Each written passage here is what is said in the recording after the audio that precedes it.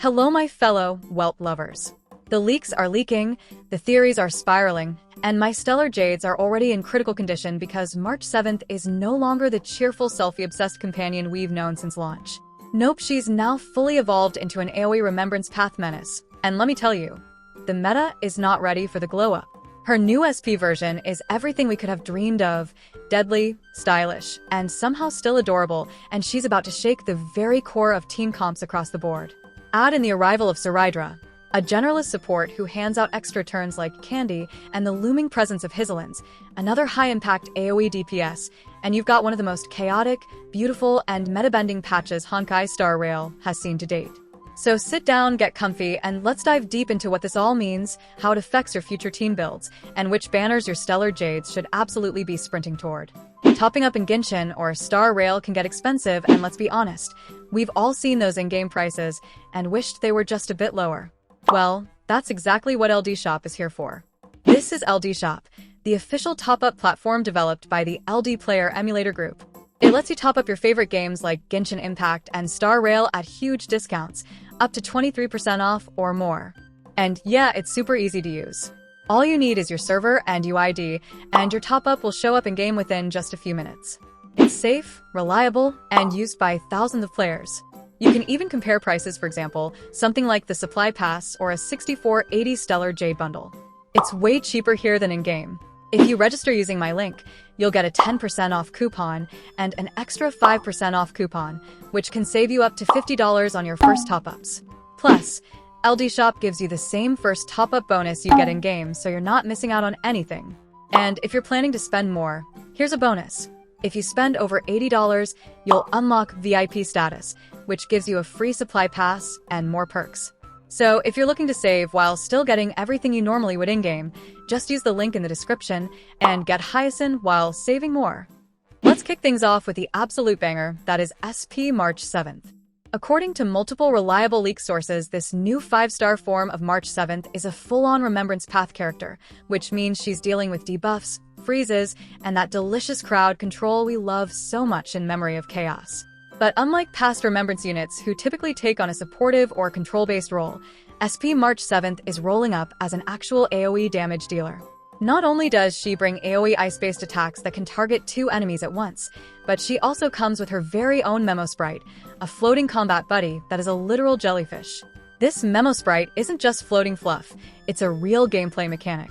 March can enhance jellyfish, and through this enhancement, she can scale her abilities to become either a main DPS or a sub-DPS depending on who she's paired with. It's incredibly versatile, and versatility is king in Honkai Star Rail's current endgame content. This new March can hit hard, control enemies, and potentially create entirely new lanes of team comps. She's no longer just the cute one who takes pictures, she's now a calculated, CC-heavy, freeze-stacking AoE threat. And the cherry on top? Her synergy with Castor Ice is looking absolutely insane. March 7th isn't just some standalone damage dealer. She's being teased as the perfect sub-DPS partner for Castor Ice in what might just be the coldest team comp in existence, literally. Both being Remembrance Path characters, they benefit from stacking crowd control effects like freeze and chill, which synergizes naturally in long-form content where control equals victory. But it gets even deeper. The rumor mill is going wild with the idea that March and Castor Ice are both using HP scaling, which if true means Cassie's massive HP stacks are also indirectly boosting March's damage output. That's not synergy, that's straight-up wizardry. The team comp people are speculating around right now is what I'm calling the 8 memo line up a squad filled with Remembrance characters like Cassie, Hyan, March 7th SP, and possibly Cyrene, all using memo sprites, debuffs, and status effects to take over the game. In total, this team would have 4 Memo Sprite collectors, meaning potentially 8 field units, when their Memo Sprites are summoned. Imagine going into battle and having literal chaos on screen, for main characters and 4 floating combat companions. It's a strategy built on overwhelming the opponent with freeze effects, HP scaling nukes, and relentless AoE chip damage, all while slowing enemy actions to a crawl. And now enter Cyredra, the wild card. She's not Remembrance, but she could be the linchpin support holding all of this together. Based on current leaked data, Cyredra is a wind harmony unit and definitely not your usual buffer. She's being described as a general-purpose support, meaning she won't just be tied down to one playstyle or damage type. But her main gimmick? She gives an extra turn to a teammate right after they take an action. Yup, you read that right. Not an action advance like some existing characters have, but a full-on extra turn after the first one resolves. This means if you're using a burst-heavy DPS like Anaxa, E2 Herta, or even Phanon, Saridra can make them take back-to-back turns and explode the damage window wide open. But here's the twist. Saridra doesn't seem optimized for Remembrance characters. Her kit seems tailored toward non-Remembrance, single-target hypercarries who benefit from raw tempo over status effects. This might sound like it disqualifies her from the Remembrance Dream Team, but hear me out. If her turn reset skill isn't path-locked, you could still run her alongside Cassie and march to double-dip damage windows, or even allow Memo Sprites to act more frequently. And let's not forget, she also has a minor SP generation mechanic, which could be clutch for skill-hungry comps. Even if she's not the most optimized fit, she could still bring massive utility. This brings us to Hyzelins, the slightly more mysterious character who's also been confirmed as an AoE DPS. We don't have as many details about her kit just yet, but her classification as another AoE dealer opens up a whole separate strategy lane, possibly targeting group-clearing roles in mock or pure fiction content. Unlike March, who fits into Remembrance CC builds, Hyzelins could be Path of Nihility or Erudition, focusing purely on fast wave clears or multi-hit nukes. We'll need more info, but early leaks are pointing toward her being a strong standalone AoE unit, rather than being tied into synergy-specific builds like March and Castoris.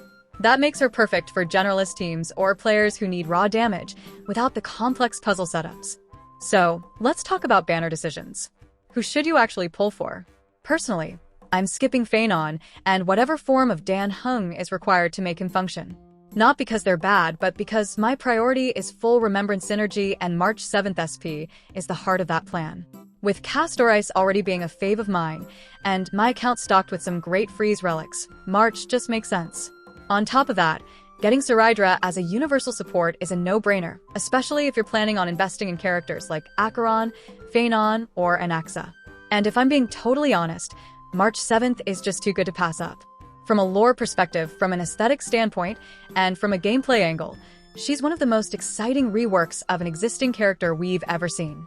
It's like they took everything the community loved about her and then turned the volume up to 11. She's meme-worthy and meta-relevant.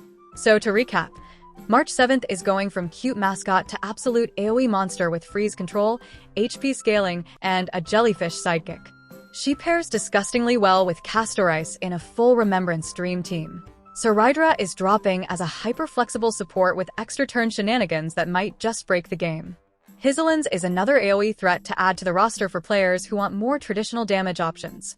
And story skips are finally on the horizon. Honestly, this update feels like it was crafted in a lab specifically to target every kind of player: meta chasers, lore nerds, aesthetic enjoyers, and even casuals who just want to skip cutscenes and go pew-pew. If you're not excited right now, you might want to check your connection to the Astral Express. Because March is back, and she's not playing around.